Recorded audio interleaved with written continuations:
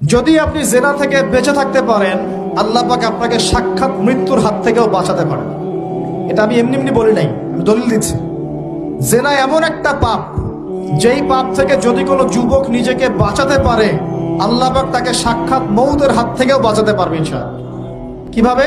এটা কিন্তু কোনো গাল গল্প না, এটা বনু ইসরাইলের ঘটনা, সত্য ঘটনা। 3 বন্ধু যাচ্ছে রাস্তা দিয়ে, হঠাৎ করে ঝড়, বন্ধু 3 জন ঢুকে গেল গুহার মধ্যে। কিসের মধ্যে? গুহায়, যে পাহাড়ি এলাকায় আপনারা থাকেন যারা, গুহার মধ্যে। হঠাৎ করে পাহাড়ের পাথর দিয়ে গুহার মুখটা বন্ধ হয়ে গেল। এখন খোলার কোনো অপশন নাই।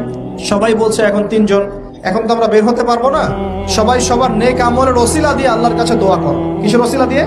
নেক আমলের ওসিলা দিয়ে দোয়া করতে হয়। হাদিস, মৃত মানুষকে ওসিলা করে তার জন্যে নজর মানত জবাই করে দোয়া করতে হয়, নিজের নেক আমলের ওসিলা দিয়ে আল্লাহর কাছে দোয়া করতে হয়। আল্লাহ পাক এখন দোয়া শুনলেন। একজন বলছে, আমি আমার পিতা মাতাকে খুব খেদমত করতাম, তাদেরকে দুধ পান না করে দুধ পান করাতাম না, নিজেও করতাম না, ছেলেদেরকে করাতাম না। আল্লাহ, এই কাজটা তোমার ভালো লাগলে আজকে গুহার মুখ থেকে পাথর সরিয়ে দাও। পাথর একটু সরে গেল। পাথর আল্লাহর কথা শোনে কিনা? শোনে না? সবাই আল্লাহর কথা শোনে। আগুন আল্লাহর কথা শোনে কিনা? ইব্রাহিমের জন্য আগুন ঠান্ডা হয়ে যায় নাই? আচ্ছা, তারপরে আরেকজন দোয়া করছে, আল্লাহ, আমার এক কর্মচারী ছিল, তার বেতন বাকি ছিল, সে বেতন না নিয়ে চলে গেছে, আমি সেই বেতনটা দিয়ে কিছু গবাদি পশু কিনেছি। আস্তে আস্তে গবাদি পশু বেড়েছে, অনেক দিন পর সে এসেছে টাকা চাওয়ার জন্য। তা আমি বলেছি, সবই তোমার, সব নিয়ে চলে যাও। সে বলেছে, আপনি কি ফাইজলামি করতেছেন আমার সাথে? আমার টাকা আমাকে দেন। বলছে, না, তোমার টাকা দিয়ে আমি এটা কিনেছিলাম, আজকে বংশবৃদ্ধি হয়েছে, সব তোমার, নিয়ে যাও। সে নিয়ে গেল। সে বলছে, আল্লাহ, এই কাজ যদি তোমার সন্তুষ্টির জন্য করে থাকি, আজকে আমাকে বাঁচাও। পাথর একটু সরে গেল। এবার তৃতীয় ব্যক্তি, এই ছেলে বলছে, যুবক ছেলে, আল্লাহ, আমার একজন চাচাতো বোন ছিল। কে ছিল? এই যে বয়ফ্রেন্ড গার্লফ্রেন্ড, খালাতো বোন, চাচাতো বোন। এখন তো বিচ্ছিরি অবস্থা। এখন এমন একটা অবস্থা, পশ্চিমা সভ্যতার রিপোর্টগুলো পড়ে দেখি, ভাইও বোনের সাথে জেনা করে। ওদের ওখানে নিজের আপন পিতার দ্বারাও মেয়ে সেক্সুয়াল হ্যারাসমেন্টের শিকার হয়। ওরা আমাদেরকে শেখায় এখন ভালো কোনটা মন্দ কোনটা, আর আমরাও আমাদের মাথাটা কবে যে বিক্রি করে দিলাম। ওদের কাছ থেকে ভালো মন্দ শিখতে হচ্ছে, কোরআন সুন্নাহ বাদ দিয়ে ওদের কাছ থেকে ভালো মন্দ শিখতে হচ্ছে। তো চাচাতো বোনকে সে খুব ভালোবাসতো, তাকে সে পেতে চাইতো, মানে তার সাথে সেক্সুয়াল সম্পর্ক করতে চাইতো, সোজা কথা বল। এখন সে মেয়েকে অনেক প্রস্তাব দেয়, সে মেয়ে রাজি হয় না। শেষে বলে, যদি আমাকে 1000 বা 100 স্বর্ণ মুদ্রা দিতে পারো, দিনার, তাহলে আমি তোমার সাথে সেক্স করবো, মানে জেনা করবো। নাউজুবিল্লাহ।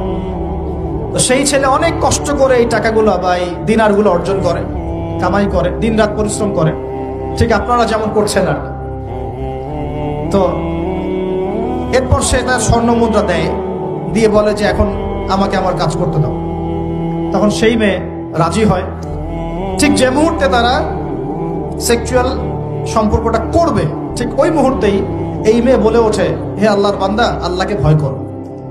আমি সারা জীবন আমার সতীত্বকে ধরে রেখেছি, কাউকে দেইনি, আমি কারোর সাথে এরকম অন্যায় করি নাই, আমি খারাপ মেয়ে নই, তুমি আমার ইজ্জতটা নষ্ট করো না। কে বলছে কথা? মেয়ে। ওই অবস্থা থেকে কি একটা ছেলের উঠে আসা সম্ভব? এটা কি এতটাই সহজ? এটা কিন্তু সহজ না। সত্যি কথা বলতে এই বিষয়টা কিন্তু এতটাও সহজ না।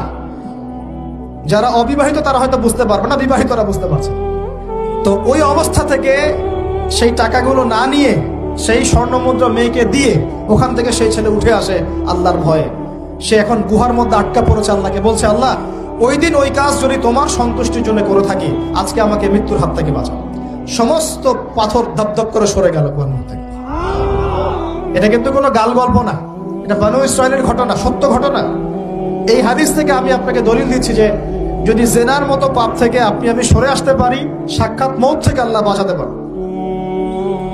প্রিয় ভাই, সেই যুবক আরো সে ছায়া ছায়া পাবে যে তার যৌবনকালটাকে আল্লাহর পথে কাটিয়েছে, এবং যাকে কোনো সুন্দরী মেয়ে জেনার জন্য আহ্বান করে, সে বলে আমি আল্লাহকে ভয় করি।